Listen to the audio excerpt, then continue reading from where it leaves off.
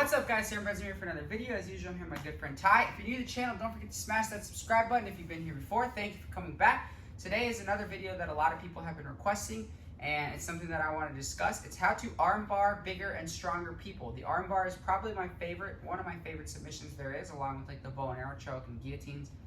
And I think it's an excellent tool for bigger, stronger, athletic, explosive people, which is what we've been talking about a lot. Misconception: it's impossible to armbar somebody bigger and stronger. Not true. I'm 140 pounds. I can confidently tell you I've armbarred 300-pound people in my life.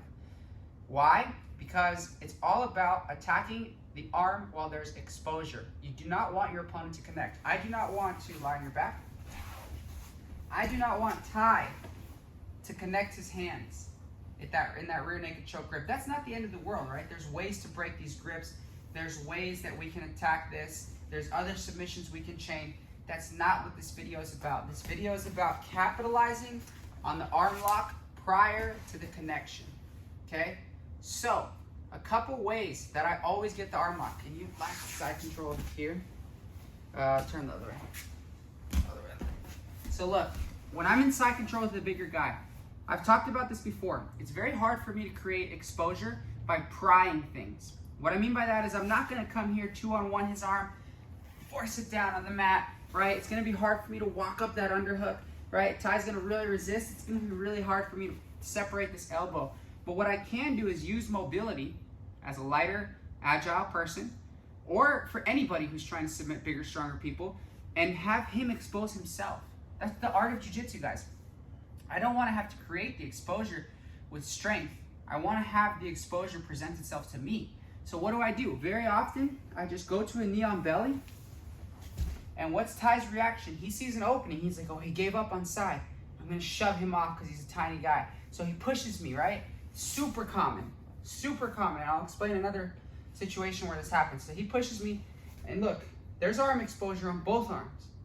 So my favorite arm bar by a mile, and if you've trained with me, you know this for a fact, is the near side arm bar. So what do? I can grab his sleeve, his wrist, anything. Let's think more conceptually. I'm going to force Ty to his shoulder by bringing my knee up to his armpit, like so. I also hook behind his arm. Okay, I'm creating the exposure. It's almost like a flying armbar, to be honest. All my weight is on Ty right now. My left foot's off the mat, right foot's off the mat. I'm floating on him. Okay, I have my hand just for extra support. I would have caught his wrist, hooking his shoulder. Now my left leg is going to go over his face and clamp tight. I could finish the armbar here, but I always fall at an angle and pull Ty with me. And I finish here. It's very quick. Okay, so I'm in side control. I get up, keep post, and right away, I come here. And there's never an opportunity for connection. I'm attacking the arm in the transitionary period where there's exposure. I do this all the time. All the time from the X pass. I'm here, I'm passing a big explosive guy, I jump past, here he pushes, right? And I just get the arm there all the time. Same thing with the leg drag, right? I'm here, I drag his leg, I come to knee on belly, he pushes, and I get the arm here. I do this all the time in competition. On guys my weight, I do this all the time in the gym. The concept is you can't connect, okay? So another opportunity, let's go back to our side control. A lot of big guys, less experienced, will hug you. Exactly, okay? If they hug you, this elbow's exposed. So I come over, I pull him to me. Here I can break his grip much easier, okay? I have his arm, I step over, and the trick here is to use your left hand to hook high on the wrist instantaneously so you don't present him the opportunity to connect those hands. So look, I switch, and I never gave him the opportunity to connect his hands, and now I can finish the arm bar. So that's a far side arm bar. Another opportunity, let's go mount. When I'm in mount, it can be difficult for me to come up and do our traditional arm locks this way. I do them all the time. I'm not knocking anything, guys. It's just for the purpose of the video, okay? Obviously, if he pushes on me, there's plenty of arm bars where we can attack this way. But that's, again, not what the video is. If he's not giving me anything and I'm trying to pry, I can go back to that first near side I showed you by just simply dismounting. He thinks he has an opportunity, he pushes, and I start to attack his arm. Secondary to that, when I dismount, if he doesn't push high enough on my chest, he might push my knee with this hand. So I come here, he's pushing my knee. Look what he gave me. I'm keeping his arm away from his other arm. That's one of my main focal points. Step, lift, hook the hand. I call it a hand hook. Turn, double up, and we get the arm. Okay?